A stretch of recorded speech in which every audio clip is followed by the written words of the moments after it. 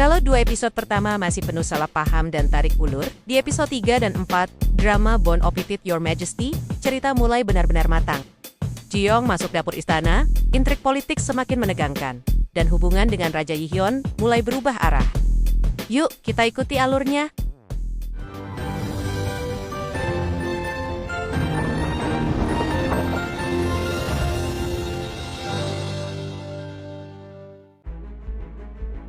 Cerita dimulai ketika Raja Yi-hyun memutuskan mengirim Ji-young ke residensi khusus yang ternyata hanyalah penjara tersembunyi. Di sisi lain, Selir Kang mengawasi proses pengobatan luka panah sang raja. Saat tabib berhasil mengeluarkan anak panah, Selir Kang diam-diam mencurinya, dan kemudian mengirimkan benda itu ke Pangeran Jaesan. Dari sini, terlihat jelas kalau Selir Kang punya kepentingan besar dalam misteri serangan yang menimpa sang raja. Sementara itu, di dapur kerajaan, kita dikenalkan pada Koki Eom dan Koki Maeng. Keduanya memperebutkan posisi koki utama setelah koki sebelumnya meninggal. Dari cara mereka menatap, kita tahu mereka tidak akan mudah menerima Ji-young. Malam hari, sebuah kejadian mengejutkan terjadi. Seorang pria bertopeng membantu Ji-young dan Gilgam kabur. Mereka dibawa ke arena yang penuh penari bertopeng. Namun ternyata, semua itu hanyalah jebakan. Raja Yi-hyun sendiri muncul di antara para penari. Ia sengaja mengatur semua ini untuk mengetes Ji-young. Bahkan ketika Ji-young terus melawan dengan mulutnya, ia mengancam akan melukai Gilgam. Demi menyelamatkan sahabatnya, Ji-young akhirnya berjanji tidak akan kabur dari istana.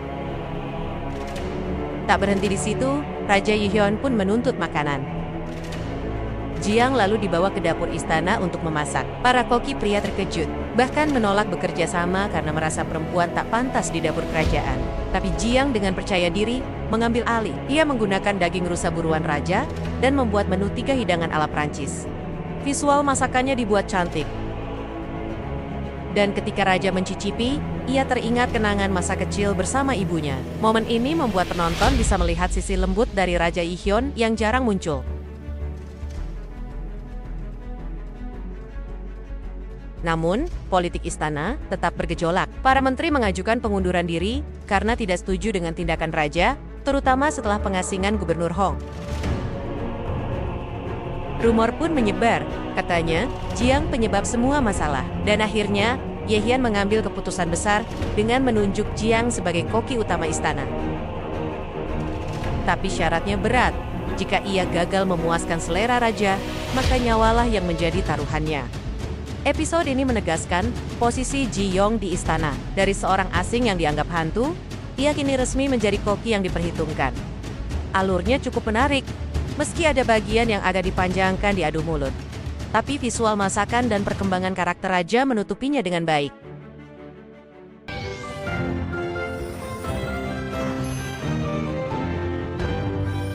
Episode 4 dibuka dengan kompetisi besar. Ratu Inju menantang Ji-young bertarung dengan Chef Eom dan Chef Maeng.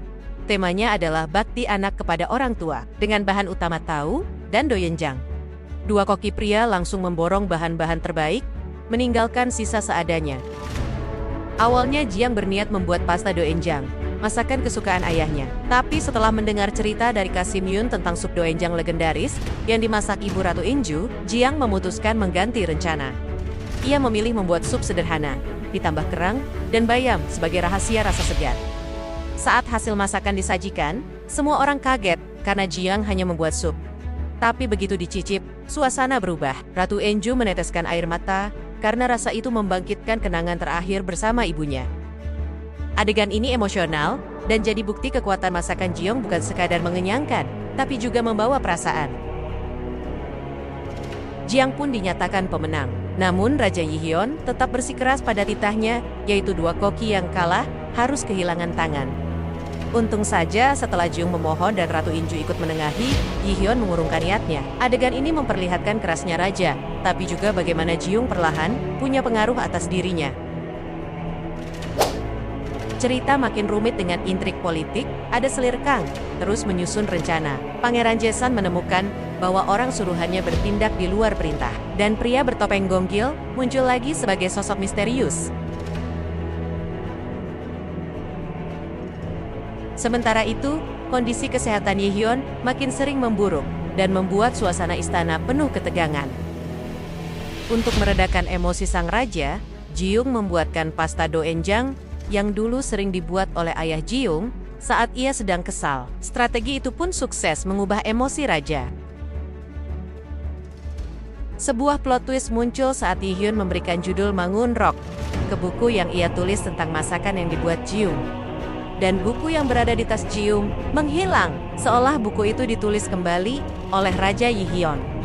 Jiyung lalu dibangunkan oleh Kasim Yun untuk membuatkan makanan sang raja yang sedang mabuk. Dan akhirnya adegan yang bikin heboh saat Jiyung membawakan makanan melihat Yihyun tak sadarkan diri. Jiyung yang ingin membantu. Lalu tiba-tiba Raja Yihyun menarik Jiyung dan menciumnya. Inilah ciuman pertama mereka, sekaligus titik awal romansa yang mulai terbuka.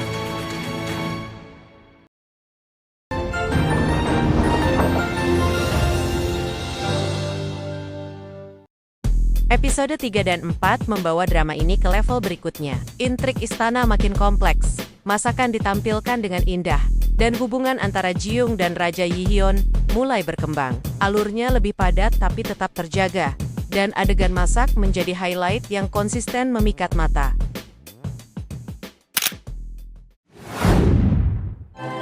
Drama Lur. Thank you for watching. Don't forget to subscribe.